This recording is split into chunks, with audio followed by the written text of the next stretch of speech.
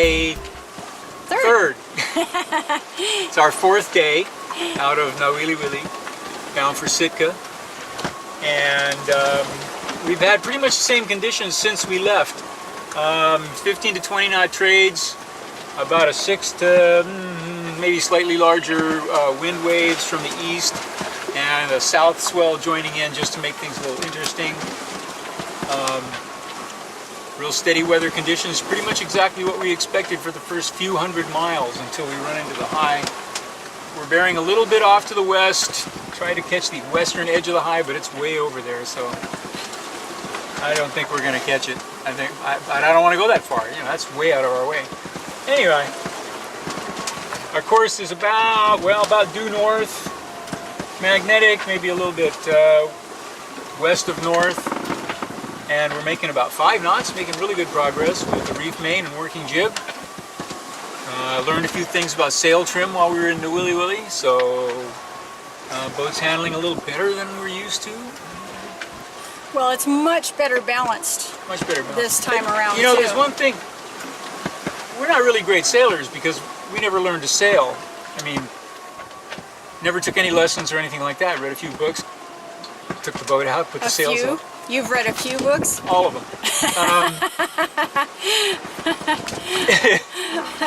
I don't know. I don't know that that's a boast. You have. If you're contemplating doing something like this, you should definitely take lessons. I would absolutely take lessons if they were available to me. They were not available to me when I was working my way up to this. But really, every boat is different. You have to sail your own boat.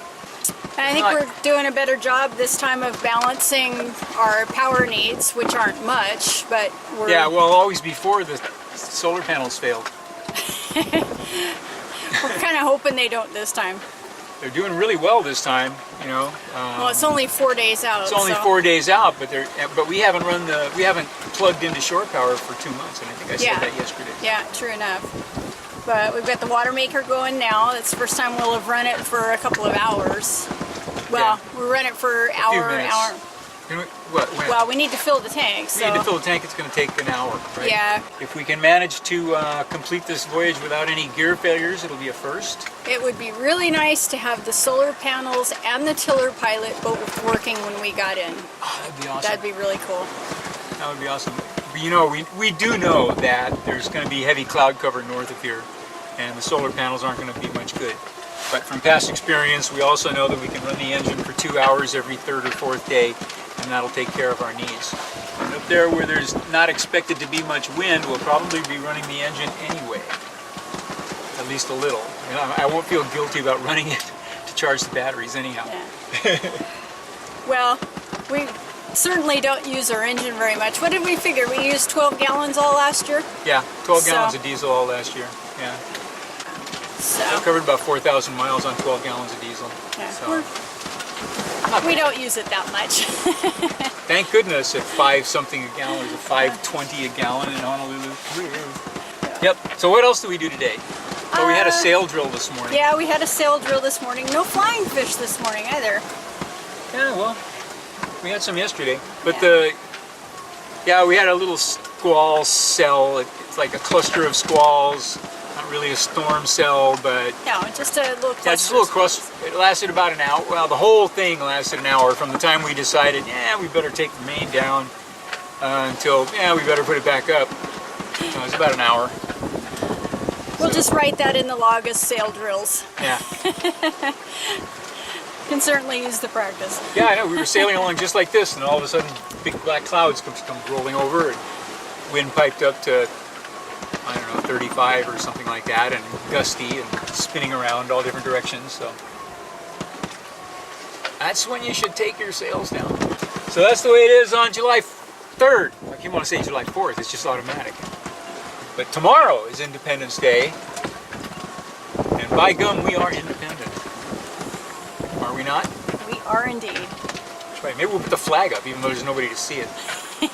Why not? We don't run flags out here. I mean, well, they get ruined. They get ruined. They won't last the full voyage if you leave them up the whole time. And although they do come in, they're useful as a telltale when you're on a starboard tack and you got something at the starboard spreader there. You can look up and look at your burgee or whatever it is. But you know, those little burgies are 25 or 30 bucks a piece, and if you leave it up for a trip like this, it'll be nothing but little shreds. We left a Hawaiian flag up one time.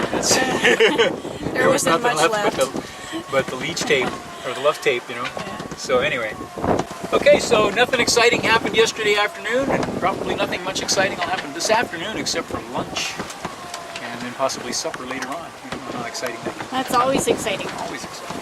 There we go.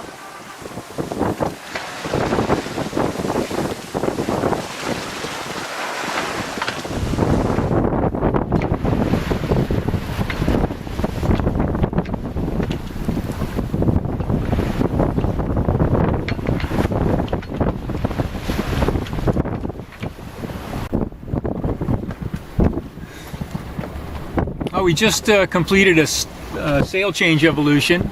I noticed a band of black clouds on the horizon. Called Laura up. She's our weather expert. I said, "Hey, honey, what do you make of that?" It looks like rain and wind to me. Lots of rain and lots of wind. That's my official diagnosis. Yeah, well, since it's 6 p.m., 1800 hours, and we would be reducing down for the night in a couple of hours anyway. And you know the rule, if you the instant you think of it, go up and reduce sail. So that's what we did, and it slowed us down enough. We were cranking along at almost 7 knots, and taking the main down reduced us down to probably 4, maybe even less. And the main big squall that we were concerned about is now passing in front of us. So something learned. Yeah, well, we've been observing it for a long time, but we've never, because we're always going so slow anyway, we've never slowed the boat down like that to let him go in front of us. And, I mean, they either do or they don't. So that's something, yeah, a valid storm tactic is slow down and let it pass in front of you. But these other ones over here are going to hit us right square, I think, because they're pretty much dead to windward. And they look pretty substantial. But we'll be fine. They'll get a lot of rain, it'll wash some of the salt off the boat. And by the time they get here, we'll be snug down below with the tiller pilot steering outside. At least that's the plan. We may be out here going, oh my God, in the rain and wind, and taking down sails and changing stuff, and heaving to, and who knows what. But the plan is, you know, much more organized than that. What do you think? I think it's time for supper. Yeah, it's time for supper. Yeah, definitely time for supper.